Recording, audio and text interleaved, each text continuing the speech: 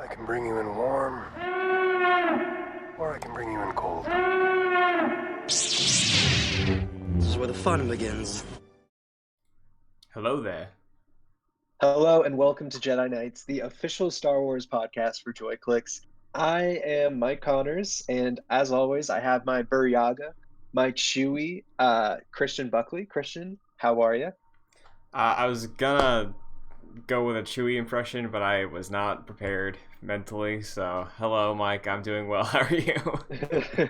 I'm good. We're coming right off of the JoyClicks Hall of Game, which was a great time. Yeah. Everybody can definitely go rewatch it or watch Mhm. it if you haven't on JoyClicks on the YouTube channel. That was a great time though, Christian. Thank you for having all of us. Oh, And it was just a fun thing to do. yeah, dude. That was a blast. Oh, the thing is, like, I was thinking about it after the fact. I had so much fun. I'm so bummed that the next time we get to do that is June.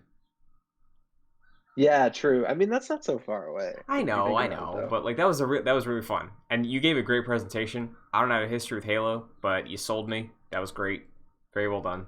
Very well done. Honestly, I got more points than I thought I would. So that's a plus. hmm hmm Well, we know we But did have our. Oh, sorry.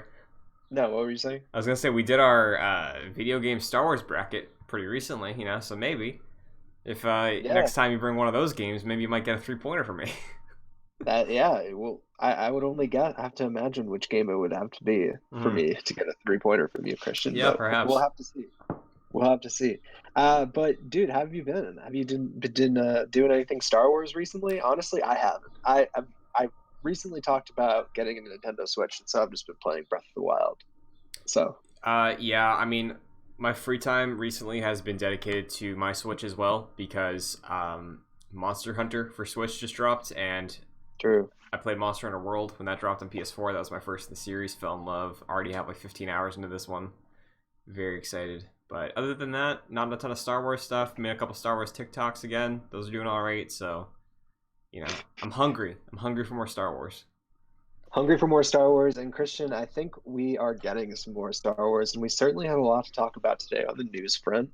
Uh, we're really the Disney gods have blessed Jedi Knights today. Usually, we get kind of like we have to like wait an entire week normally to talk about things, but today we have things and we can talk about them. But first, I think we should just do what we always do and start this podcast off with the Jedi Archives from the Jedi Archives. It's a segment in which Christian and I both choose a page from Wikipedia, which is the Star Wars wiki, and we educate each other on it. So I think last week it was the first time that we had chosen each just a random page. There's a function where you can choose a random page, and I believe we did that again this week, right, Christian? We did indeed, yes. So, if you want, I can hit you with mine first. Um, I was given the great honor of the Night Swan. Can you hear me, Mike? Yes. Okay. Sorry, I you were like cutting out, but yes, I, Okay. I hear Night Swan. Night Swan was given to me via the gods of randomness. A night swan was a bird which only sang after the night fell. The rebel Neville Signy took the name Night Swan as a code name to undertake covert rebel activities against the Galactic Empire. Uh, it Interesting. was first mentioned in Thrawn, the novel. The canon novel? I'm checking for you very quickly. Yes, it looks like the canon novel of Thrawn. So, Interesting. Well, I don't remember that. It's been a while since I've read that book, so that makes a lot of sense. It sort of reminds me of what was it, Fulcrum or whatever, yeah, that was right? Ahsoka's name, right? Yeah, but like sort of just like a person who's so is this person like inside the inside the Empire, like working for the rebels, I guess. That's what it seems to be. Neville Signy looks like a comic book character. Pulling up Interesting. the Wikipedia page for that individual, they look illustrated as they would be on a comic panel. But yeah, smuggler and insurgent leader during the Imperial era, Signy. Very cool. That's a cool pick, Yeah. actually. So let me hear what you got. What's up? So yeah, I just picked the random page like I always do. Not always. This is the second time. But I was given by the Wikipedia gods Battle Above a Nameless Moon. All right, so it's a really short Wikipedia page, but Okay. I was intrigued by the name because it's Battle Above a Nameless Moon. Mm-hmm. I'm interested. So I guess the title of this article is conjectural. That's what it's telling me. Sometime after 2000, 200,000, 200,000 BBY, two cults, the female Tang sisterhood, known as the Warriors of the Shadow, and the death cult Nell of Muspili, battled each other in a terrible naval battle above an unnamed moon in the unknown regions. This is like the most vague thing I've ever read in my own life. The battle site was discovered tens of thousands of years later during the Cold War, which I think we recently talked We about, did. between the reconstituted Sith Empire and Galactic Republic. Many of the cult's derelict starships remained at the site. Um, yeah, I guess this was mentioned in the Old Republic, the MMORPG. So Oh, very interesting. nice. Very, very cool. Yeah. So yeah, I guess we should just move on to the really great news that we have this week. And which one do you want to talk about first? I feel like they're both super good. We got something animated and we got something live action. Christian, you should pick. Um, let's start with the Bad Batch, dude. I'm feeling All Bad right. Batch. So this is the more recent news anyway. This came out today. We had a trailer for the Bad Batch animated TV show. So just to recap, we had the finale season 7 of the Clone Wars last year, and an arc that was about the Bad Batch, Clone Force 99, which is basically a group of clones that are sort of genetically different. They're sort of like, I don't want to say like rejects, like they Mm-hmm. kind of were, but like each of them has their own sort of like specific skill. And we saw them in the Clone Wars, but now they're getting their own TV show. So yeah, it's basically like the Clone Wars sequel, which is great. But basically, we are getting this TV show on Tuesday, May 4th, and we got a trailer today, Tuesday, which is March 30th on Tuesday. So on Tuesday, May 4th, the first episode's coming out, and then on Friday, May 7th, which is only a few days after that, the second episode's coming out.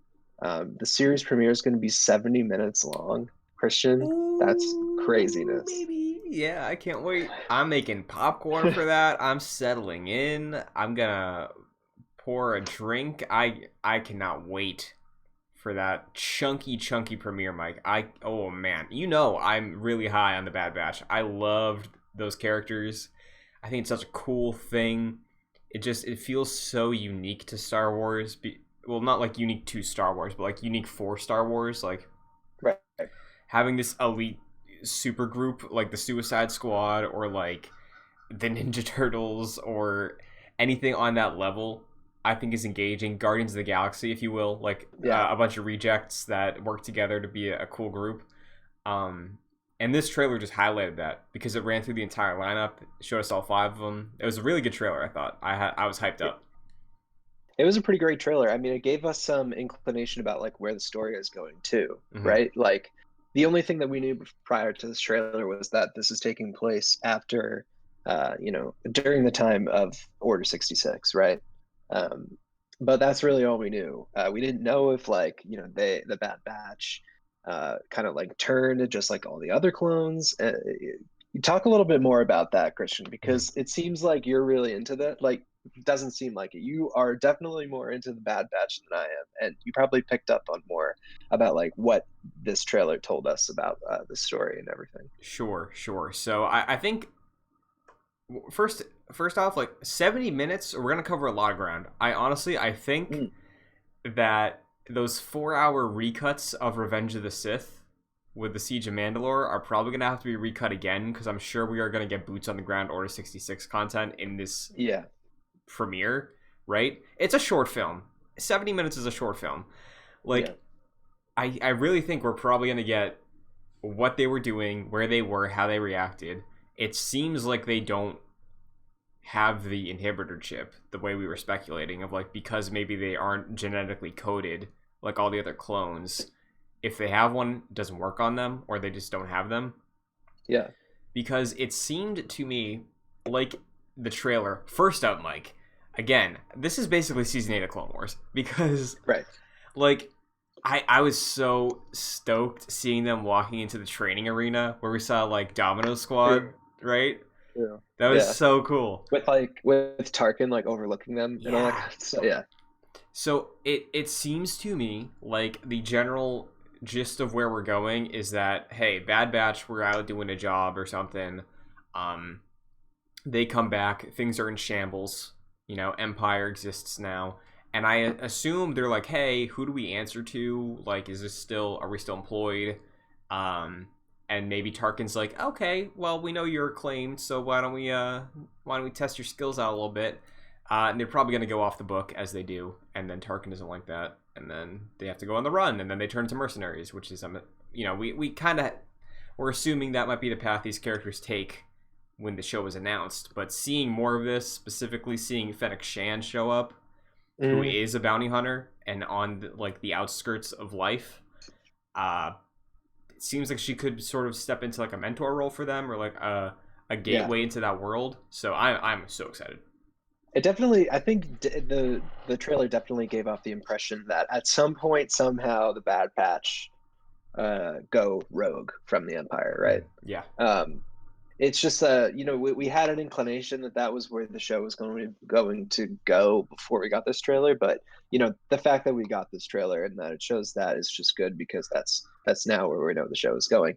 Also, interestingly enough, they appear to pick up like some sort of kid, right? Yes. It's like some kid is just going to be coming around with them.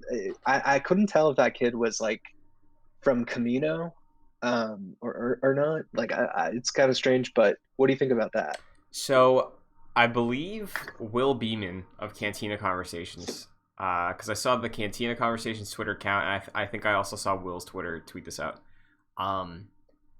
It took a picture of the kid from the trailer and put it next to a picture of Mask Off Captain Phasma. What if this is Phasma Origins? How would you feel about that, Mike? Interesting. I mean, that would be kind of cool. Yeah, like timeline-wise, Phasma's probably a kid around the rise of the Empire, right? Like, she's probably like in her 40s in, what's it called? The sequels, right? Yeah, sure. Obviously, she's definitely hard and yeah. Both blonde, the Bad Batch, they got their gray and red uniforms. Phasma got that chrome and red. So like, I think it might be a stretch. It's like, okay, blonde kid. Maybe, sure, but like I think that could be interesting, and again, another way to flesh out a character much like Boba Fett who doesn't really have anything to them. Yeah, I always thought that Captain Phasma was sort of like thrown away. Cough Ryan Johnson. But I always thought she had like interesting potential. Also, she just looked cool, right? But yeah, just if they were to somehow make it work, which I believe that they can. I don't see why this can't work. It's sort of just like Ahsoka's first appearance. What if this character turns into something completely different than Captain Phasma? Like, we just don't know. It's just an interesting dynamic. It sort of reminds me of now like this group of clones that are on the run have to take care of this kid. It gives me like Din Djarin vibes in a way. Yeah, man. I just love team ups. I love heist things. We know these things at this point. Yeah. So like, if this show could be one of my favorite Star Wars things if it's handled well. Like, if it's the quality of season 7 and if it's using this dynamic of a group, which is kind of like one of my favorite things, right? Love Guardians, the Fast movies when they do their heist ones, those are fun. Like, I think there's a lot of potential for the Bad Batch as being some pretty badass, excellent Star Wars characters with some surprising depth. And I think maybe that kid is there to like bring that out of them, make them more than just soldiers. So. Totally. I mean, it's definitely possible. I'm just excited because we're going to get two episodes in the same week, Christian. Mm-hmm. This is craziness.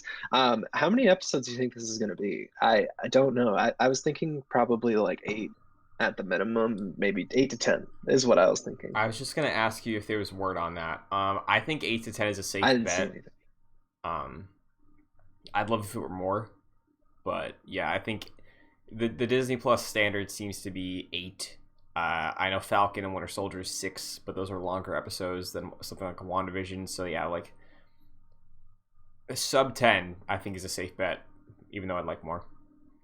Yeah, for sure. I'm just super excited. We're getting this really soon. It's like April already, so it's only like a month away. But yeah, this is big hype, Christian. Absolutely, and yeah, look forward to weekly reviews of The Bad Batch. Oh, for sure, for sure. We'll be watching that. Hmm. But you know what else we'll be watching, Christian?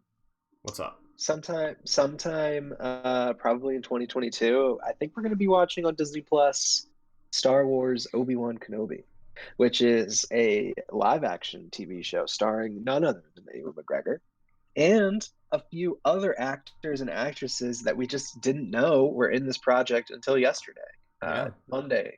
So Disney Lucasfilm on Monday dropped some serious casting news for Star Wars Obi-Wan Kenobi, which is the title of this project, which I think we already knew that. Mhm. They also said that they're going to begin production on the series in April, so that sort of puts the kibosh on some rumors and everything.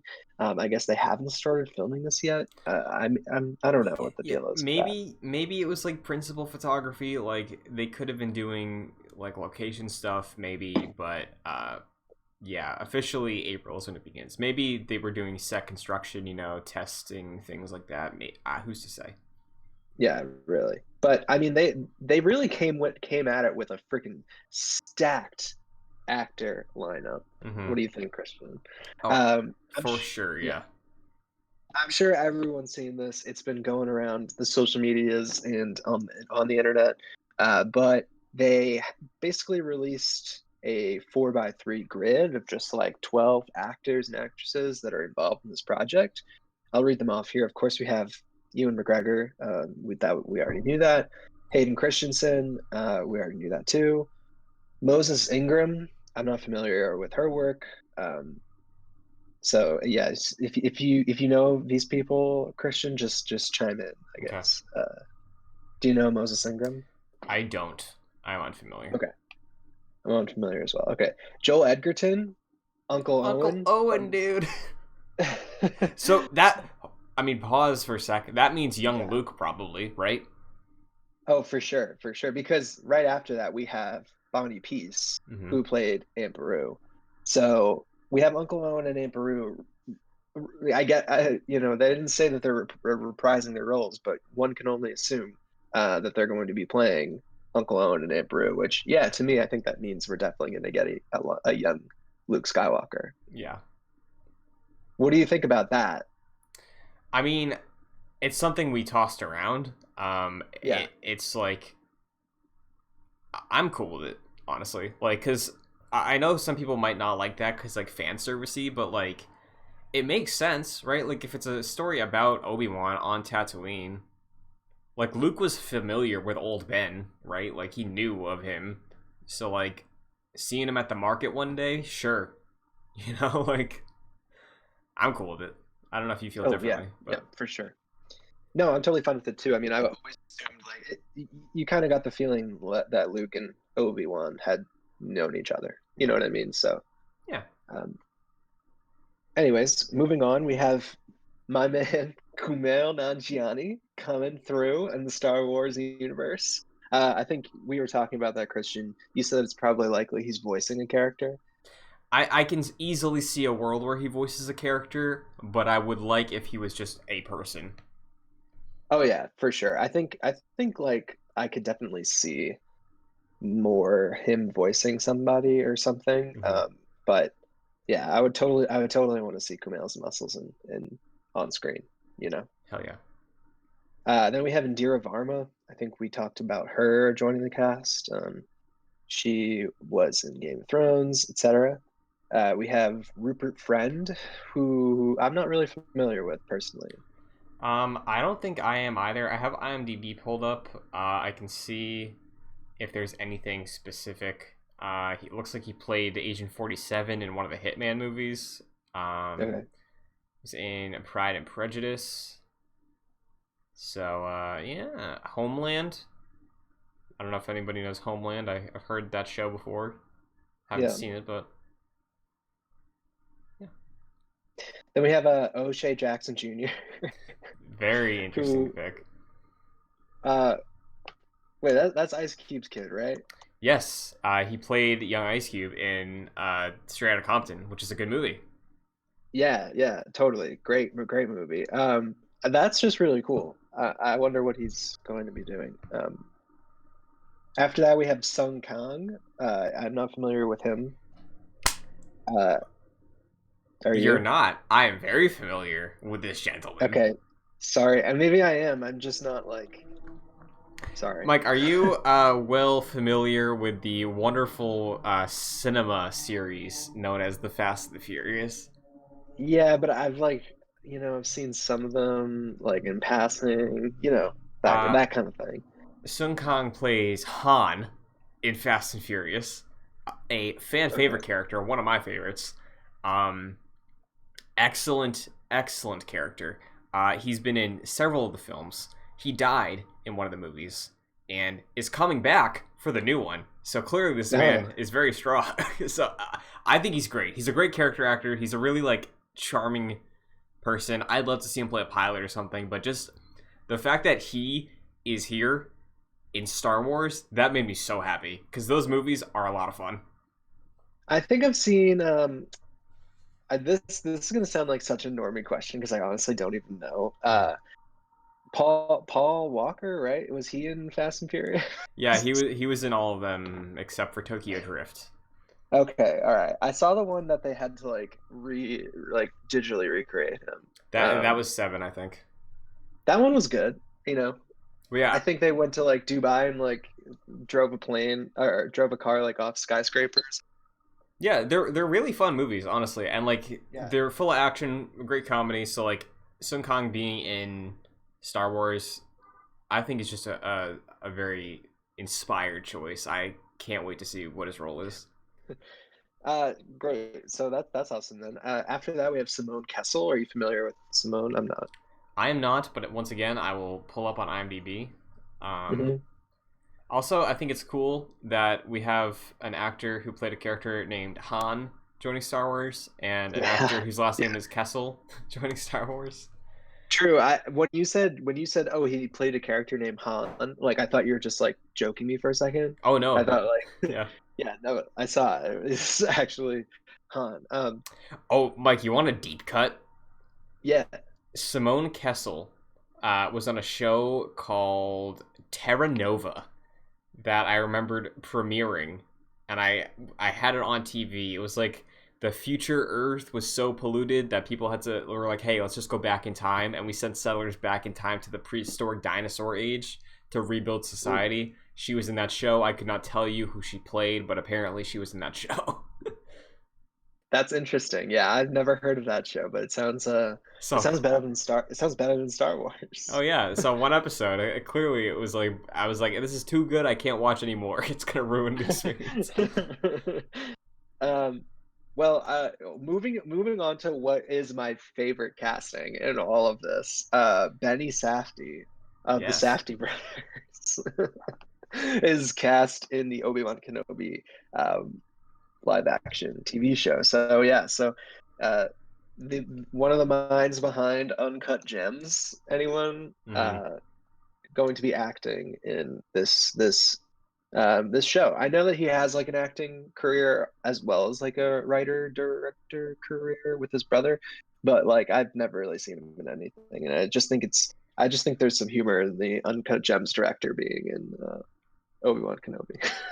Yeah, I think that is once again a great choice. This entire cast is stacked. I am not familiar with all of them, but the ones I am, I think that it's such a great like. There were some choices that were made, and I love that. I think. Oh, yeah, this just gets me really excited because like there's just this has been I think eclectic is like the best word to use Sure. to describe all of these because like they just don't seem to mesh with one another, but I'm sure it's gonna be something special. Like Hell yeah. And the honestly, yeah. just great seeing a recent official headshot of Hayden Christensen. That's great. Yeah, is that like recent? Is that new? I don't know. I'd assume so. Like some of these headshots for these actors, like that's seems like an up to date Ewan McGregor, right? And Joel Edgerton. Those seem up to date. Like most of these seem pretty recent. Yeah, So totally. I mean, I was remarking like at Hayden Christensen's headshot. I actually thought he looked like really good. yeah, he looks great. He looks really awesome. Yeah, he looks like a prime Anakin Skywalker. Just throw a wig on him. We got some more Clone Wars content, man. There we go. Honestly though, you really could. You could just like throw a wig on him like you said, and he could just reprise the role tomorrow. Yeah, and last Which thing he literally is. yeah, last thing I'll shout out though, because I know you and I are really on the train of we want to see Clone Wars flashbacks, right? Like, WandaVision had Catherine Hahn de-aged like very subtly when they showed that flashback to like Salem, and she looks, I think she's like in her 40s, but like they de-aged her like very very subtly, and it was unnoticeable. She just looked very young. So like I trust them. If they want to do that on TV budget, do it again. We got Clone Wars stuff coming, Mike. I'm sure of it. Yeah, I didn't even notice that Catherine Hahn was de-aged in the when they went back to like the 1600s in that show. Yeah, for the brief moment they did. That's really cool. Yeah, I mean, Hayden Christensen, like, he still looks young, to be honest with you. Like it wouldn't be that hard, and it would, because he looks so young already, it just would blend really well, probably. agreed. So yeah, man, let's put them in the Clone Wars garb. Let's have them slicing up some clankers, and then let's see them have some like really emotional fights. Hell yeah. Great. So we're all really excited for the Star Wars content that lies ahead on the TV, but also I'm pretty excited for some Star Wars content that's lying ahead on the book area of Star Wars. That was a horrible transition. So there's a new Star Wars High Republic book coming out this fall. Del Rey Books announced today that Tempest Runner, an all-new audio original story set in the High Republic era, is coming from Kevin Scott. So he wrote the High Republic Marvel comic, and he is writing the Rising Storm, which is the sequel novel to Light of the Jedi. So the sort of blurb that we got from Del Rey, the publisher, on this is: follow the villainous Lorna D. As leader amongst the Nile, she's always looking over her shoulder for threats, either from the Jedi or the Nile themselves. So yeah, we're going to get another High Republic book. I just thought that was interesting and that we should bring that up. Yeah, so audio, you said? It's an audio original? Yeah. So is that like sort of like Dooku Lost. Oh, okay. I thought we were going like radio show, because I know Marvel made like a Wolverine radio show, and they got like Richard Armitage to voice Logan in it, and it was like a podcast format thing, and it was just an original story like that. So I thought that's where we're going. I mean, maybe I when I heard this, I got Dooku Lost vibes. Sure. Yeah. Because I think Kevin Scott also wrote Dooku Lost.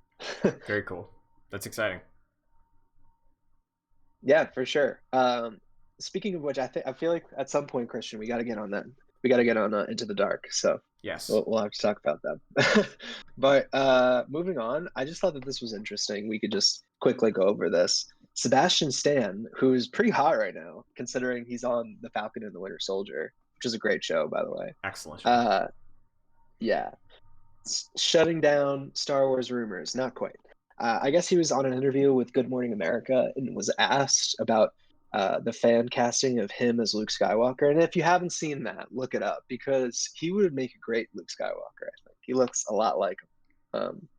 He said, quote, "If Mark Hamill calls me personally to tell me that he feels inclined to share the role with me, then I'll believe it." So, I mean, I don't take that with a grain of salt, but I just thought that was interesting. Now, correct me if I'm wrong. I'm going to fact check this at the moment, but I believe Mark Hamill on Twitter has made comment about that casting and been like, "Cool, this is awesome." Let me get. Do it. I think so. Like, yeah. Let's see here. I mean, I wouldn't doubt it. I mean, you have to give it. Like, they look super similar. Like, it would work like really well. honestly, like when the Mandalorian season finale happened, I thought for a second, I was like, is that Sebastian Stan? But no, it wasn't. I always thought that he would make a great Luke. I feel like he's a great actor as well. And it would just work like really good. But I Yeah. guess it's not happening anytime soon. I can't find it specifically, but I'm almost positive that Mark Hamill on either his Twitter or Instagram once quote retweeted that image, like the image of the two of them. Yeah, And I yeah. think he's made comment on it. So like that's fun. Also, I know he looks a lot like him. Sebastian Stan is a good actor. Like he's been able I know. to Yeah. act way more in the first two episodes of Falcon than he has in most of the MCU. He's a good actor. Mhm. I would trust him as someone who's loved Luke my entire life. You know? No, yeah, exactly. Don't you feel like that he kind of also has the same sort of temperament too? Like, I Yeah. don't know, just like the vibe is there. Yeah, he definitely does. Like he can be reserved. I think like Luke can be very reserved. Yeah. And he's got a similar like cadence when he talks. Like I think I could definitely see that. And quite frankly, I would like to see that. So please get on that, Disney. I really honestly would love to see it. I think Luke Skywalker has transcended Mark Hamill and like, it's okay, you can recast him. uh anyways, why don't I just move on to the last thing that I wanted to mention? It's sort of like a rapid fire thing. But there are just like a ton of set pics from Andor floating around the internet. Obviously this is a podcast, so we can't show those. And if you're not into spoilers, don't go look at them. And you'll be fine. But yeah, I just thought that was interesting to note. Nice. Yeah, I have not Have you, seen have them. you seen Are there anything? any highlights you think? No, do they just look big and intricate? And they're like a bunch of green screens and stuff. Just look them up when you have the chance. Sure. If you're interested, at least. That's exciting. Going Um, against the norm of stagecraft potentially. what do you mean? Cuz like Oh, right, right, right. yeah, cuz Mando was a huge deal for the type of set design stuff and recently with WandaVision and Falcon, we do see like on location for the majority of it, but Mandalorian, is that whole 360 screen, which we assume they'd be using on a Kenobi or an Andor. But when they showed that featurette, also like there was a lot of sets and a lot of set construction for that show. So that's exciting to hear. It's going. I know Mando did a lot of this, but it is going back with more of that like classical production design that Star Wars Yeah. is so good at. But Yeah, for sure. I think they filmed some things for Mandalorian, like, on a set and Mhm. like that and everything. But you're definitely right. They're putting a lot of stock into, physical assets and physical sets and stuff. So, Mhm. yeah, definitely go look at it if you're interested. If not, don't. So I think we should move on to the last segment that we have. Every single week this month, we've been doing a different bracket. First, we started with video games, then we went to Jedi, then we went to villains, then we did movie rankings, and now we're going to do a March Madness ranking for the non-Jedi and Sith characters of the Star Wars universe. So I have come prepared with 14 different characters from the Star Wars universe that are non-Jedi or Sith. Uh, Interesting that we did put Leia Organa on this list. She was a Jedi at first, but renounced that. So Christian and I sort of came to the consensus that she can be considered a non-Jedi character, though she is force sensitive.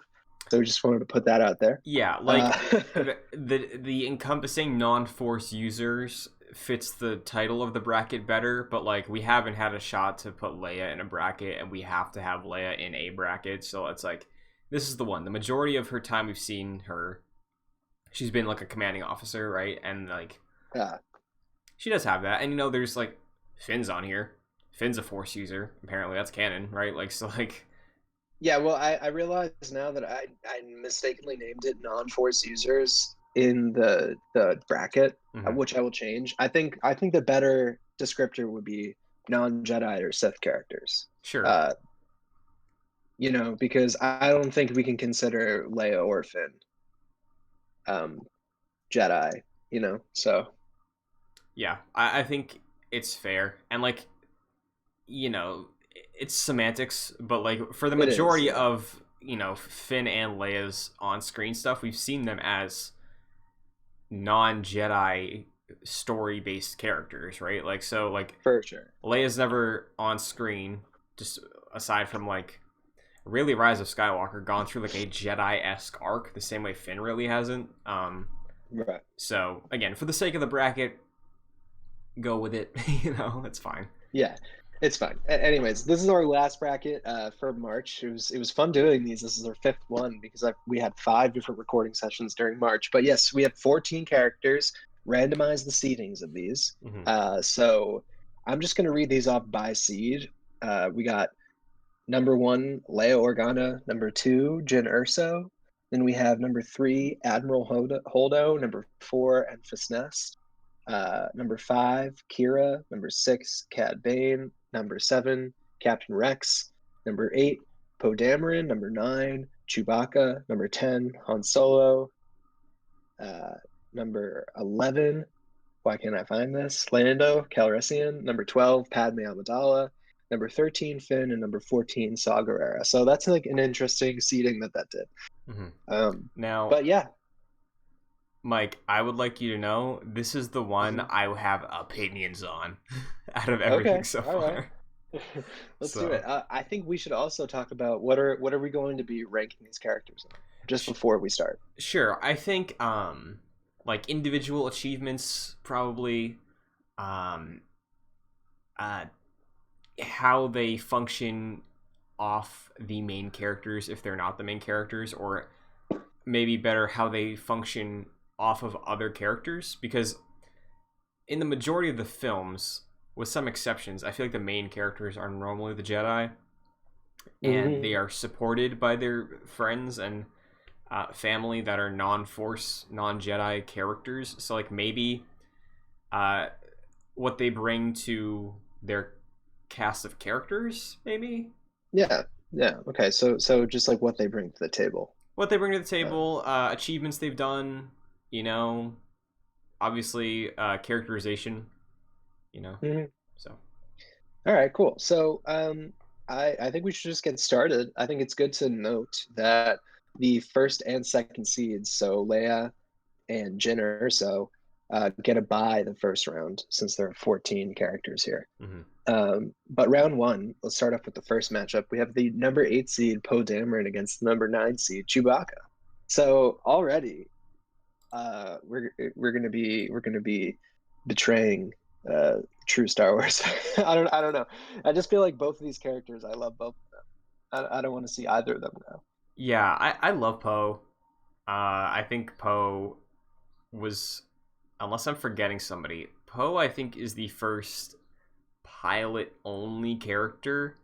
I'm not talking like a Han, but like an X-wing rebel pilot guy.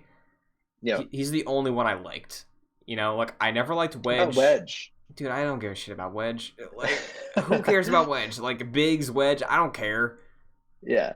What do you Biggs? What do you mean? No, I'm kidding. So like Poe gave me that, at least. Poe made me get the hype of like those people that do love Wedge and all the other tertiary X-wing characters that have a ton of love. But like, Poe definitely had more love in the story, so like Poe's great, but it's Chewbacca, man. I know, it's Chewbacca. I really do love Poe Dameron. I think he is definitely one of the stronger aspects of the sequel trilogy, like for sure. But you can't deny what is, the apex character here, and it's definitely Chewbacca. Think about it. He's been there since episode 4 with Han Solo. He's been his best friend all the way through, protected Princess Leia when he had to. Like, he's been there through it all. I feel like Chewbacca doesn't talk, but he's been through more characterization than Poe Dameron. Yeah, I think that's fair. Yeah, like, which is not like, Poe Dameron's fault. It's not like he's writing his own storyline or anything, but like Chewbacca, I think has just had more time to simmer and everything. Yeah, plus like the achievements of the character, like he fought at the Battle of Kashyyyk. Chewbacca fought in the Clone Wars. He freed a bunch of Wookiee slaves. This is true. He's been Han Solo's best bud his entire life. Owes him a life debt. Saw through the end. Like, and then continue to support Han's, like surrogate family of like Yeah. he stuck around, he's a good guy, and like uh you presume he raised Ben a little bit and babysat maybe like Oh yeah, definitely. plus he's such an MVP of all the movies he's in, he really helps the team out a ton. Yeah, Chewie's great. Chewie is one of my favorite characters in Star Wars, so Yeah, Chewbacca definitely takes that wins over Poe Dameron. Mhm. Now moving on to the second round, then. Second match in the first round. We have the number 4 seed Enfys Nest versus the number 13 Finn, and I feel like there's already disparity here because we have only one movie with Enfys Nest and we have 3 movies with Finn. Yeah. Enfys Nest feels like a character that was being set up for a future, right? Like, oh, you're gonna have like really sympathize with her, and like I think revealing that she has more like a Robin Hood type character reveal at the end of Solo, it's like okay, you achieve some of that, but there is a lack there. Also, kind of tangential, Mike, but did you notice that the actor who plays Enfys Nest in Solo is also in Falcon and the Winter Soldier, playing a very similar role of like Yeah, a masked character who is stealing vials of something for a greater good for their people. yes. I okay, so you may have just lightly spoiled Falcon and the Winter Soldier for me because I did not watch episode 2 yet, but that's I'm kind of sorry. my fault. No, that's fine. I yeah, I knew she was in that show, but Hmm. yes. Yeah, Um that's cool. I'm sorry, but Um yes, Finn. no, that's good. That's good. I couldn't make that comparison. But not like you really spoiled it for me because I was just about to watch Yeah, it it's like 30 today. seconds of the So episode. yeah. So um anyways, so yeah, I think Finn just wins this one, man. yeah, Finn's great. I both of us have things we wanted out of Finn's character, but he's still a great character. He's still an awesome member and a core member of that cast that uh, I'd say is sort of essential to at least what we do in Force Awakens. You Oh know? yeah, for sure. I love Finn. I think that he got he he sort of got there was potential there and it Yeah, was and I not think taken all the way.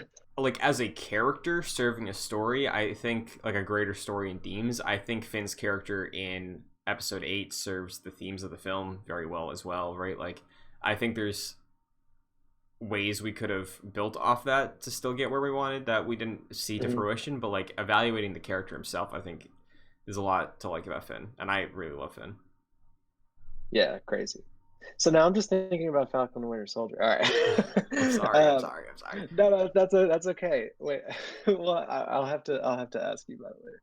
Okay. Anyways, so third match here, we have the number 5 seed Kira against the number 10 seed or 12 seed rather, Padme Amidala. So again, we have 3 movies and 1 movie. Kira though is really cool. She definitely was the dark horse of Solo. Kind of came out at the end and just like messed everything up for all the characters. But Padme is Padme. Um, and not only does she have the movies, but also the characterization that happened in the Clone Wars TV show, which I think she's much cooler in the TV show than she is on the prequels. So Plus, you have a bunch of books you've read about Padme. yes, I love Padme. This is known. Yeah, Um, Padme's great. yeah, I think she's great. Kira though is cool. Yeah, Kira has like a mystique to her, right? Like she seems like she's pulling some strings. Obviously works for Maul. Ties to the underworld. Again, similar to Enfys Nest. Like there's clear setup there that we have yet to see get paid off. I don't know if Kira is in any expanded content. She could be I in don't some think so. comics, maybe. I don't know, but from the experience we have with Kira, again, she's a very cool character. Amelia Clark does a good job playing like a badass, stoic kind of. I Yeah, know more than I'm letting on type deal, but she's got a cool vibe for sure. yeah, but like it's Padme. Like Padme, it basically started this. It was cut from Revenge of the Sith. She like started the rebellion with like a bunch of the separatist Yeah, people, right? Like that's so cool. She's so essential to all these things. The mother of the Skywalkers, right? Like it's Padme. Padme's yeah. incredible. She's so essential. She is a badass woman, and yeah, we love her. So she wins over Kira any day of the week. Hmm. Um, Padme is bae. All right, that was horrible. Moving on. The number 7 seed Captain Rex, or just like Rex, versus the number 10 seed Han Solo. This is like kind of a tough one actually, This is because yeah. they both have a lot of like really great achievements. Mike, this is the hardest one of the first round, I think, for this. Because like it's Yeah, Han Solo, but I love Rex. I know. I love Rex too. And they both, like I said, they both have great achievements. Like Rex was influential in the Clone Wars, fighting alongside Anakin Skywalker and just like all of the heroes of the Republic. And also, then you have Han Solo, who was also a hero of the rebellion. So just like choose your fighter. But I'd choose both of them. was Rex ever a deadbeat dad? Yeah, I don't know if Rex can even have kids, dude. Fair enough. But like, yeah, I don't know, man. Like, it's Han Solo, right? We have so much Han content. Like, we both Yeah, love Solo. yeah, Think of what Han does in the originals. He saves Luke so Luke can blow up the Death Star. mhm. Uh, he is a high-ranking member of the rebellion, but he still like gets his hands dirty, you know. Oh yeah. So like He he's gets not he like gets frozen in carbonite. yeah He's like like he's like running from the law. and like think about Return of the Jedi, right? Like he could have just been sitting comfy in the Millennium Falcon, like basically asleep to blow up the second Death Star, but he's like, no, I'll be on the ground. I'll take the shields out. Lando, you do this. Like Yeah. I think there's something to say about Han as a leader. But like, man, it's Rex is like I have zero complaints about Rex.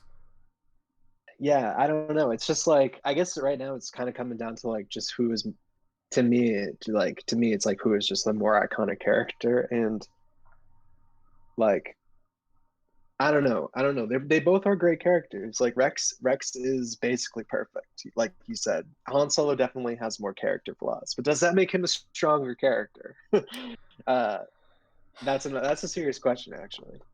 Yeah, I'm Like he's not the greatest dad, and he's not the greatest husband either. We know this. yeah Um, but deep down, he's a really good guy. Um, yeah like I don't know. I mean I think there's this to say as well. Like I feel like we have yet to see all of what Rex can offer as a character, despite having so much with him. You know, like Fair. we got a little bit of him in Rebels, right? But like Rex in the Clone Wars is great. Rex in season 7 of Clone Wars is fantastic. Um, Clearly, we're gonna get some more Rex in Bad Batch, which I'm excited for, just to see what's up with him. Um, but yeah, man, if we want to give it to Han, it's Han Solo. You know, I'd love if Rex would be able to continue in this bracket, but like you're up against Han Solo. Like Han is the I non-Force know. Force user, right? Like he's the non-Jedi character of Star Wars. I mean, yeah, that's the thing. I hate to be like make it the obvious choice, but I just think that there's more that we've seen of Han Solo than we have of Rex, and I think Han Solo's contributions on an individual personal level, I think, are more like noteworthy than Sure. anything Captain Rex did. Yeah, you make good Um, points. So yeah, we can do Han. yeah. So why don't we just move Han Solo up then? So moving on, we have the number three seed Admiral Holdo against the number 14 seed Saw Gerrera. So yeah, I said choose your fighter for the last one. This is like really choose your fighter. I don't know Yeah, I don't know. You got the Holdo maneuver versus, the Darth Vader Or like Gullet. Borgullet thing. Yeah, the Uh, Holdo maneuver versus Borgullet. I know, like, I like both of the actors. I love Laura Dern. I love Forrest Yeah, Whitaker, right? Like, both of them are great. It's cool that they're both in Star Wars. Um, I never loved Saw Gerrera. Like, I think he's an interesting character where it's like, oh, he's a fighter for the rebels that lean more into terrorism and kind of like yeah. went off the deep end with it. I think there's something there, but like I don't know if that's ever explored a ton. I know we've seen Saw Gerrera at a bunch of different points in his life. Like he was in Jedi Fallen Order, which was closer to Yeah. Rogue One than it was when we met Saw in either Rebels or Clone Wars. I forget, but I mean, there's still some of that, like, like he sort of commands like a bunch of terrorists. That sort of angle on it. That's in Rogue One. right, yeah, yeah. They talk about that. Um, So there's that, which I think is interesting, but also Holdo as a character, like servicing the story, I feel like is much more influential than Saw ever was, personally, because like mm, this is like working in writing, but like the reason that Poe becomes a leader is because of her. Like the reason that Poe goes through that character growth to become the general we see him be in Rise of Skywalker is because of the experience he had with Holdo and the lesson he learned, and like Leia shepherding him through that. Like, also the Holdo maneuver is one of the coolest things in all Star Wars. So like, this is true. Yeah. she kind of saves I the feel like, resistance, you know? yeah, she definitely did. With the idea to sort of like move the resistance to create too. That was her idea. Mm-hmm. Um, I don't know. I feel like what you were saying is more like, oh, she's a good character because she like helped service this other character. Like Mm-hmm. you're not really. You like what I'm hearing from you is like, oh, like she helped this other character Right, but become a better would you character. say that You Saw's any know? different? Because I feel like Saw's biggest achievement is that he like influenced Jin to be someone, you know, and like clearly, I think the effect Holdo had on Poe was way better than the effect that Saw had on Jin in terms of like influencing characters. Because I think both of them are kind of in that they're freedom fighters, they sacrifice for the cause, and they influence the character. They're kind of similar in that way, I think. Yeah, I hear what you're saying. I just like I don't know. I guess my whole thing is like, should we be judging a character off of like how they make other characters, or should we be judging a character off of like their own achievements and like their personal like?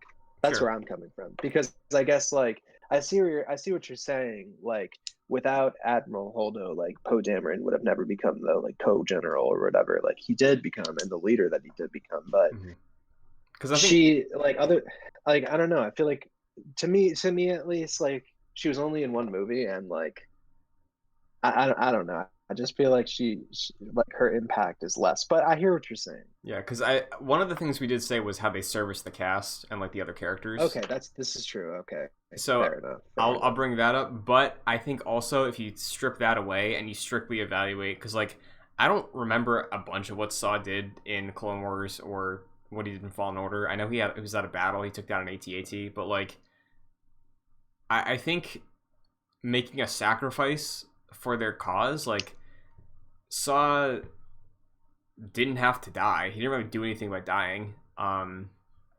He just kind of died, Fair. and then This is like true. Holdo destroyed Snoke's like half of Snoke's fleet and was the reason that the resistance was able to get to Crate and eventually like hold out long enough to survive, right? So I think like without Holdo, the resistance probably would have died then and there.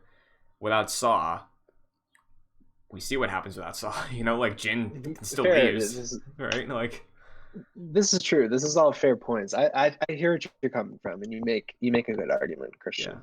Like I don't see Holdo getting much farther than this, but I think against Saw, evaluating it the way we're evaluating it, I just feel like she gets a slight bump because she actually did something meaningful. Fair. Yeah, I see where you're coming from. I don't know if I necessarily agree, but I'm comfortable moving Holdo Sure. forward. I'll say Saw has a more interesting character, like That's history. what I That's what I think. I just really, I think that personally, I think that the aspect of the rebellion, the angle of the rebellion being terrorists and like viewed as terrorists and like employing terrorist tactics and stuff, is just really interesting to me because that's a lot of people in the galaxy probably thought of them that way. Hmm. Um, and so I always thought that was interesting that Saw Gerrera as a character sort of like leaned into that and it kind of like corrupted him. He's sort of like an anti-hero. And I thought that that was always kind of cool. But yeah, I see what you're saying with Admiral Holdo. So we'll move her forward. Sure. All right, so the last match of round one, we have the number 6 seed Cad Bane against the number 11 seed Lando Calrissian. And what do you think about this one? I feel like this one's kind of easy. Yeah, Cad Bane's weak. Yeah, weak. He's not even the coolest bounty hunter in the Clone Wars, dude. Like, I know. I don't even know why I put him on this list, to be quite honest with you. like, I'll say this though, even if it was like Bosk or like IG-11 or someone, like I still think they lose to Lando, right? Because like Lando is, again, you want to talk about like an interesting character. Lando made some like kind of shady decisions to like better the lives of his people, you know, and I think he has a great redemption arc. He has got a lot of depth to him, lots of shades of gray. I really like Lando. No, I like Lando a lot too. He's definitely hands down more like the better choice out of Cad Bane. You know, like all right, cool. So why don't we move to round two? The first match in round two, we have the number 1 seed Leia Organa versus the number 9 seed Chewbacca. Wow. Family versus family. Yeah.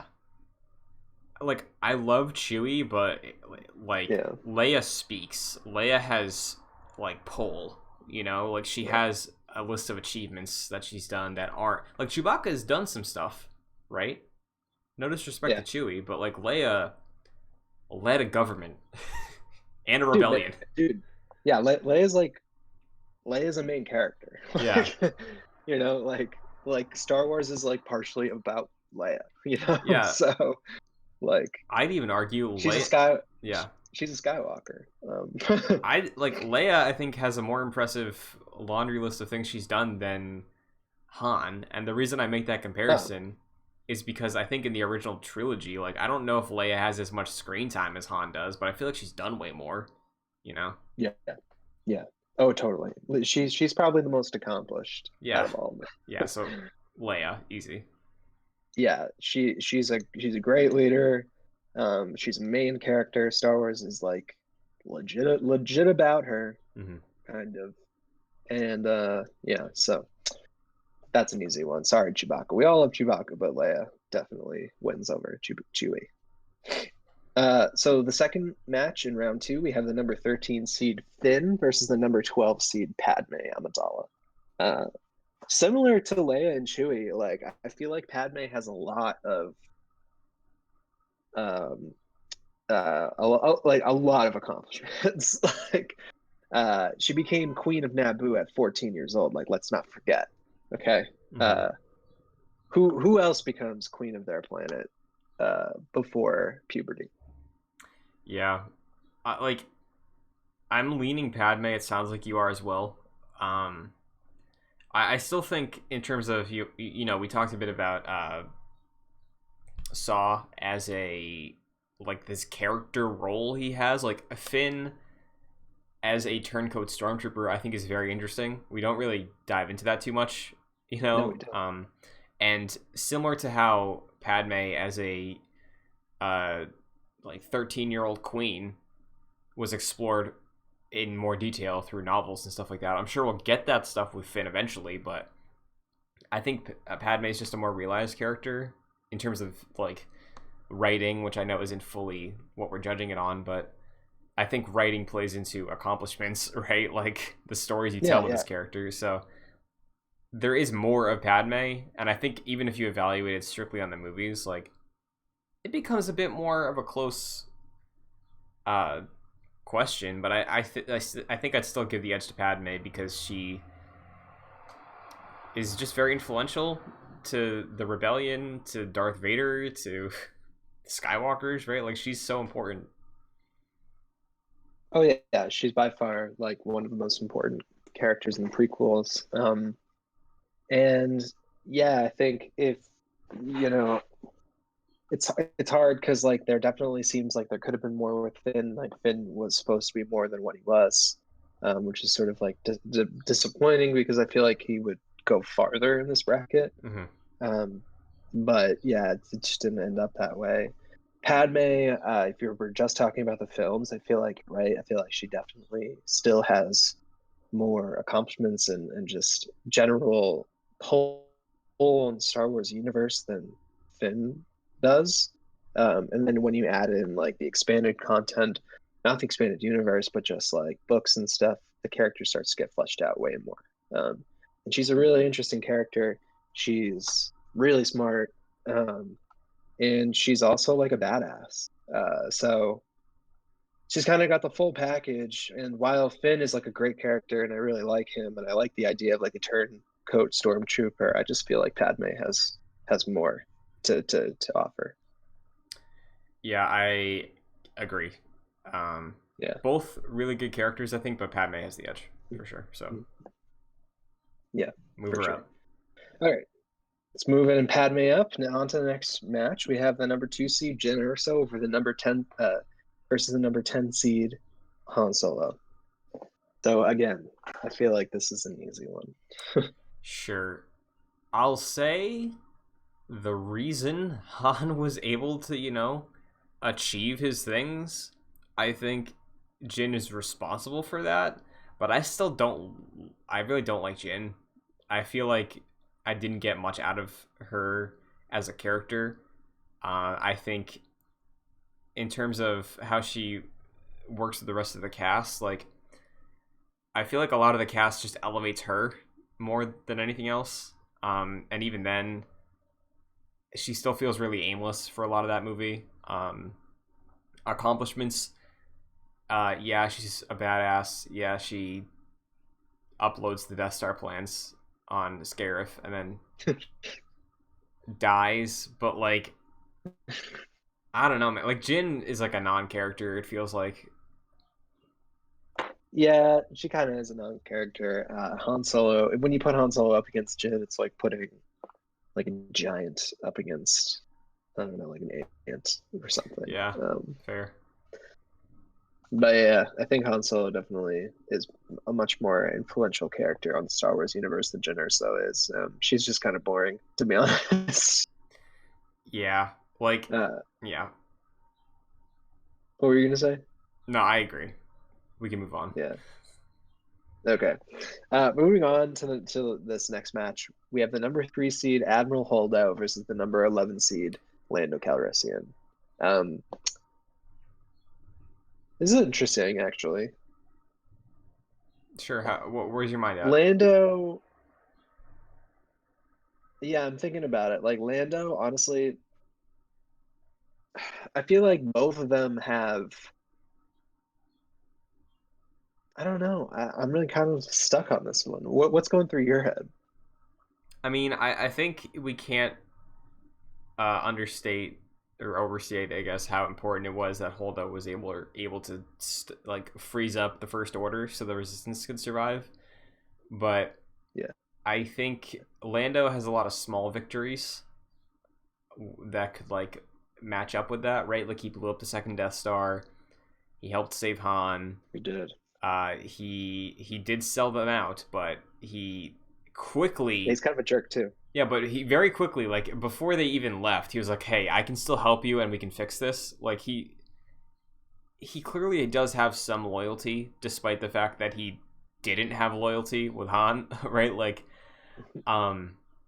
because immediately after he was like, "Leia, I'll help you. Luke, I'll help you. We can get out of this," and then he doesn't do a ton in Solo, but I like him in Solo. Don't love him in Solo, but. Mm-hmm. Lando, I think he's done enough that the other aspects of his character I could hear a case for him to pull ahead of Holdo here, despite Holdo being very important to Poe's character. and the survival of the Resistance. I don't know, man. To me, this one's kind of easy. I feel like Lando Calrissian just has had more time in the Star Wars universe than Admiral Holdo. Oh, I'm I leaning know, Lando, if that wasn't clear. yeah. I mean, I know what you mean. Like, though, Holdo, what she did in Episode 8 was extremely important for the Resistance to survive, and without what she did, like, we wouldn't have had like an Episode 9, like, You know what? Maybe So we can just give it to Lando.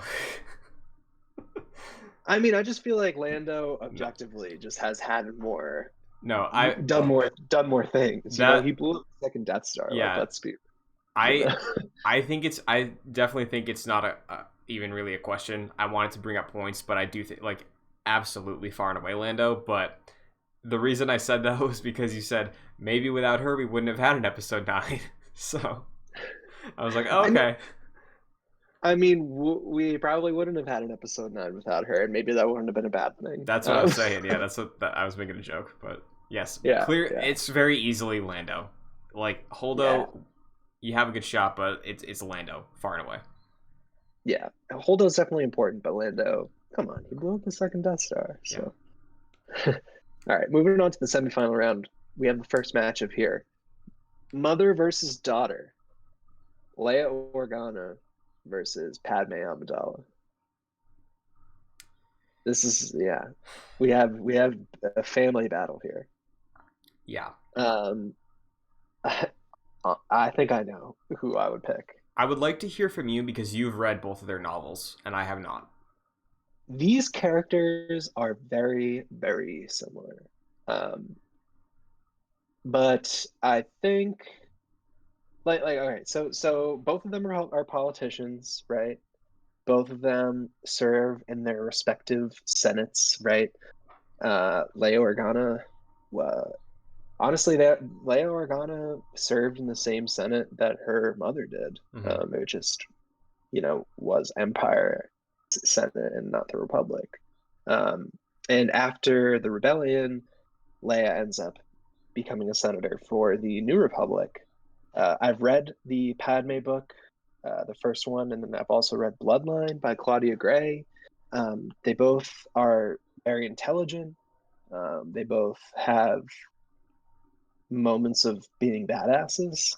I just think like Padme didn't have the foresight enough to sort of see the fall of the Republic, and that is something that I'm not sure Leia would have done as well, because as I was reading Bloodline, she's very intelligent and starts to talk about all the issues that are going on in the New Republic and starts to sort of look at it with a different lens. And I know it takes place after the fall of the Republic that her mother was in, so maybe she's coming at it from a different perspective. But I don't know. It's just both of them spent a lot of time in politics, and Padme seemed to sort of get clouded by the hubris of it all, and Leia seemed to have learned from that in a way that just kind of differentiates her from Padme in my mind.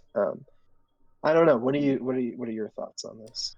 I mean, I honestly I see the similarities between them, and I know on a very rudimentary level, the prequels wanted to have two dudes and a girl be the main trio, the way that the original trilogy was, right? Like Obi-Wan, Anakin, and Padme are Han, Luke, and Leia. So I think on a very macro scale, yeah, they're pretty similar. With their roles in the political side of everything and leadership, but yeah, Leia was I think also Leia was young still when she was leading the rebellion, the same way that Padme was a young queen. Yeah. She was, I think Leia was 19, 20 in A New Hope. Yeah, she's 19. Yeah. Yeah, she's pretty young. So to do that and to have a very, very, I say, successful career as a military leader, a politician, a Jedi for a little while, and as a mother, I think. Yeah, Leia pulls ahead here for me personally. As much as I love Padme, I really love Padme, but yeah, it's Leia. Yeah, no, I think Leia definitely pulls away over Padme for sure. Like you said, as much as she was a great political leader and governmental leader. She was also a great military tactician, Mhm. Leia. Padme, we didn't really quite see her on that side of her. Um, so yeah, very. I definitely think Leia takes it over Padme. So let's just move her to the Yeah, final round here. and I'll say this too. Leia, we talked earlier of why she's included here. Like, she didn't fully realize her training as a Jedi. She walked away from that. But she had enough of it and was a good enough mentor that she could channel Rey to being an incredibly powerful Jedi that could, Yeah. like, she finished that training for Rey. She did more training with Rey than Luke did, honestly. And, like, she was able to give her that platform. So, yeah, absolutely, Leia. Yeah, no, definitely. Leia was not a Jedi. I mean, Mhm. she was at one point, but definitely an extremely powerful Force user. Mhm. We know this. She's this daughter of Darth Vader, so of course she's going to be. So moving on to the next semifinal round, we have the number 10 seed Han Solo versus the number 11 seed Lando Calrissian. This is funny. Uh, I was looking at these two matchups. We have Leia against Padme and Han against Lando. That is funny. I know. It's poetry. It is poetry. It rhymes, Christian. It does. So yeah, what do you think about this one? I think the same argument that we've been giving for Han this whole time applies here because again, they're pretty similar characters. I think Lando had more responsibility and like more. He was more of an adult, a grown up in terms of his responsibilities and his leadership for his. There was no like event that made Lando be like, oh, now I have to be a mature person. Like Han definitely had that moment, right? But I think Han still has more to show for it. I think that's the benefit of just being in more projects. As much as I love Lando, I really love Lando. I think it's Han here. Yeah, you're definitely right. I think Han Solo he's just he's Han Solo. Lando Calrissian definitely has his moments and everything, but when you stack them head to head, I feel like Han Solo is just the more Star Wars of the Star Wars characters. Yeah, And yeah, we love Han Solo on this podcast. we do. We've talked about it a lot, so Makes it's Solo no 2 happen. surprise that yes, make Solo 2 happen, and it's no surprise that we're going to put Han Solo above Lando Calrissian. As did the universe, kind of, right? In the Star Wars universe, Han Solo was kind of like cooler than Lando. Um, they always seem to sort of like um, compete against one another, and Han Solo seemed to always win. Mm-hmm. But yeah. Anyways, let's move on to the bronze match here. We have the number 12 seed Padme Amidala versus Lando, the number 11 seed. So between Lando and Padme for the third place bronze medal, two very different characters here. Yeah. I think I know where you're leaning if you are leaning somewhere, but Yeah. look at the conversations we've had about Lando, about the things we like about Lando. Different league than what we're talking about with Padme, right? Like Uh-huh. Padme, I feel like has just had so much more weight on her shoulders. Yes, Lando is a leader. He made hard choices. He made not easy decisions, but Lando, at the end of the day, I think his worldview was much more focused, and Padme literally had the galaxy on her back for a lot of her decisions, especially by the end, and creating the rebellion. Basically, like there's a lot that she had to deal with. So I would go Padme here. I would definitely go Padme too. I think we all know how much I love Padme. So nothing against Lando Calrissian though. He's a great Oh character. yeah, not at all. But yeah, I think Padme definitely takes this one. So that leads us to the last match of the day. We have the number 1 seed Leia Organa versus the number 10 seed Han Solo. So who's going to take gold today? I feel like this is pretty funny since they, did have a kid together. They were married at some point, I believe, and now they're going up against each other in the Jedi Knights, non-Jedi Sith Yeah. characters March Madness bracket.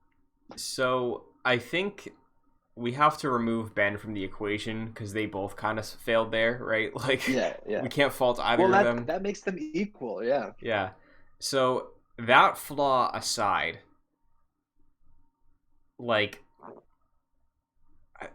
Does it really? Because I think they both have really strong achievements in the original trilogy, right? So does it come down to like how they reacted to their son becoming an evil man? Like Han ran off and just did job to job stuff, and Leia was busy leading a new republic. Yeah. Han. Well, I mean, it's what would happen in real life, right? Like a man would just like run away, and a woman would keep everything together, right? So, uh, Leia kept figuring things out while Han just like totally couldn't handle it. I always liked Leia. I always thought she was like one of the best characters in Star Wars. She definitely has a lot of history behind her. I feel like she definitely handled Ben Solo becoming Kylo Ren better than Han did. I don't know. I just would choose Leia over Han personally. Yeah, like I think Han, we've seen more of his life story, so we've seen more of his character growth. But I think Leia is just a much more realized character that's way more dynamic and much more interesting. Like if we're talking like side characters, I think Han is the best side character. But like you said, Leia's a main character. She's so influential. She has so many different eras of her life that are just entirely different, and she's just covered so much in her career, whatever avenue of that career you want to evaluate as, like a Jedi, a leader, a politician, a military general. Like there's so much more there, where Han's like, yeah, he was a smuggler, he's a good pilot, he's got some good morals, kind of a bad father, he gave up on it. Leia distracted herself with work, but like in the end, like I think Leia just wasn't afraid to make hard choices, and Han still ran from them. So on that level, I think she gets an edge. So yeah, I think Leia too. For sure. I think she had more. Yeah, she definitely has more to her. Like just that alone, I feel like differentiates her from Han, and puts her over him. Agreed. So How she dealt with failure, absolutely. Um, well, there you go. yeah. So there you go. I mean that is it. That is all five brackets for the month of March, ending in the non-Jedi and Sith characters bracket. And taking home the gold, we got Leia Organa, of course. Number two, we have taking home the silver, Han Solo, and coming in third with the bronze, Padme Amidala. And honorable mention, Lando Calrissian at number four. Shout out. So that's a great. I feel like that's a great lineup right there. Yeah, like I think there's something to say that the finalists are kind of like the other main characters, but I just think that they're well realized, right? Like they're the templates, right? Look at those final two, Leia Organa and Han Solo. Those are kind of like the two templates for expanded Star Wars media, where we need like a trio. Like Yep. those are the templates. We saw them in the prequels, we saw them in the sequels. So Totally. And Padme, she's just like uber important, yeah, and like a badass too. So exactly, yeah. So I think we did good. I think we did good. So yeah, if anybody wants to go look at this, I don't know where we put them, but yeah. So I'll have a total like yeah. template of all four posted on Twitter under one tweet. All right. Cool. Let's do it. All right. So that's the bracket today. I had a really fun time doing that, as always, Christian. Oh hell yeah, this was a great idea. I'm glad we did this all month. It was very fun. It was, for sure. So I mean, with that, I think I have nothing else to say. Do you want to take us out to sea? Sounds good. So Mike, where can everybody find you? On Twitter at Mike P. Connors. Very nice. If you want to follow me on Twitter, Twitch, or TikTok, you can follow me at Chun2D2. This show at Jedi Knights JC on Twitter is also available here on youtube.com/joyclicks for the video version. It's in a playlist for Jedi Knights alongside all of our other podcasts and the Hall of Game, like Mike mentioned at the top. All that available on the YouTube channel. But we also have an audio version of this show, podcast service of your choice, Apple Podcasts, Spotify, whatever you want. Jedi Knights on there. If you enjoy the show, it would be very much appreciated if you gave us a review, a rating. If you like the episode, just takes a quick second to hit 5 stars. Helps us out a bunch. And if you want to get involved further, patreon.com/joyclicks. You can go to support the shows at the $1 and $5 levels. $5 tier gets you producer credit on all of our podcasts, like Chris Sakas and Aaron Easton. So thank you very much. And that's going to do it. No bracket next week. We got Mike in the pilot seat, and we're going to see what news there is for Star Wars next week. Hopefully a lot of news. Yeah, by next episode, we'll have a bunch of Legends content on Disney Plus also. So that's going to be fun. True. But, True. That's going to wrap up today's episode. So until next time, we're fine. Everything's fine. How are you? May the Force be with you. Oh, yes, you're right. Beep is up.